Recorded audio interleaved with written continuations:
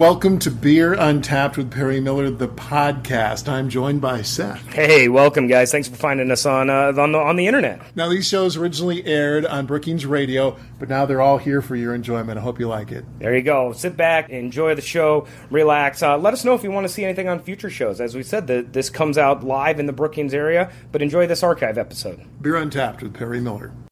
Welcome to Beer Untapped with Perry Miller. It hasn't much felt like it, but spring is officially here. It will get warmer eventually, really. That change in seasons often prompts a change in the beer geek's cravings. I know it does in mine. Warmer weather seems to crowd for a different kind of beer. But the weather does bring, new attitudes, and it does bring some new trends in beer. I think when people start warming up and start getting excited about maybe getting out of their house for an extended period of time, their palates change. As the fruits and vegetables and other culinary items start becoming more available, and I guess they're always available, but you probably know the difference in buying fruits and vegetables in January as opposed to the springtime when they don't have to be shipped as far. Then I think the palates start changing too. Spring beers, in my opinion, I've always been lighter in character. It seems that when things start melting and you start shedding the winter sweaters, and even the diet changes and not quite so heavy. And so I think spring beers follow suit. That's Seth Cook from Woodlegs Brewing at Brookings. The original seasonal beers came out when they did, dictated largely by when they could be brewed. The seasonal beers that existed originally were seasonal because that's the time of year they could make them. Or they were ready then. Right. Or like the box in the spring. Exactly. The box or, lagers at certain times and some of the winter warmers and the things that were just out of necessity became tradition.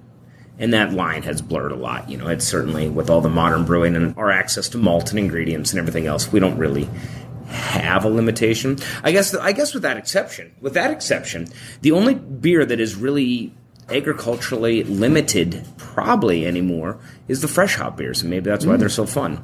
Most of the other beers we can make throughout the year. That's an interesting point. You can only make fresh hop beers for a very limited window in the fall when the hops are harvested and fresh. It's only a matter of days, really. For anything else these days, it's more a question of taste and trends. When I think of spring, I think of light beers, usually fizzy. There's usually some carbonation level to them.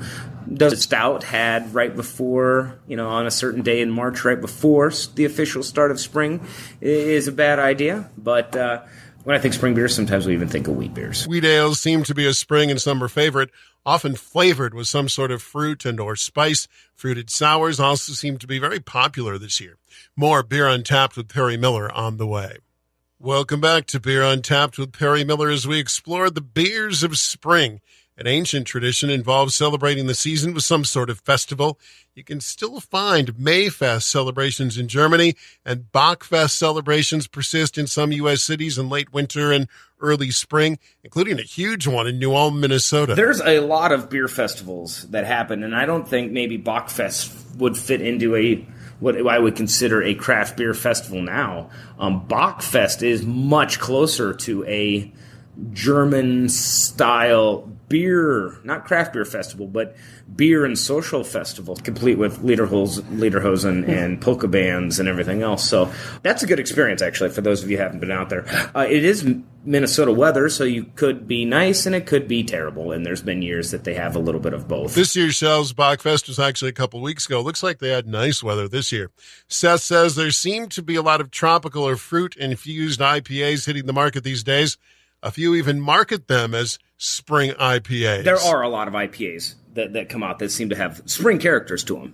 Definitely when you talk about the fruit and, the mangoes and the tropical fruits and everything else, IPAs seem to fit the spring theme. I only kind of giggled because I don't know when I haven't seen an IPA coming out. There seems to be, which is great. It seems to be there's an IPA now for every occasion.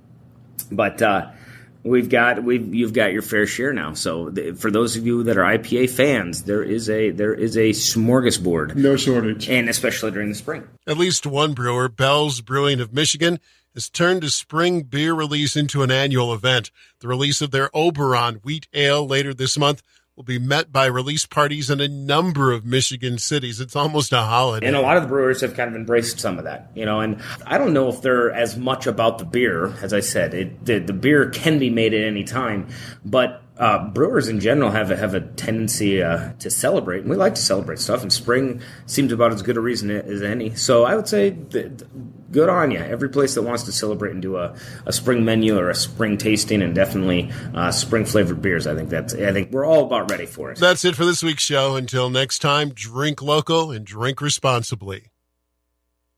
Thank you for listening to this archived edition of Beer Untapped with Perry Miller. Feel free to listen to other episodes, and if there's anything you'd like us to talk about on a future show, please let us know. Thanks again.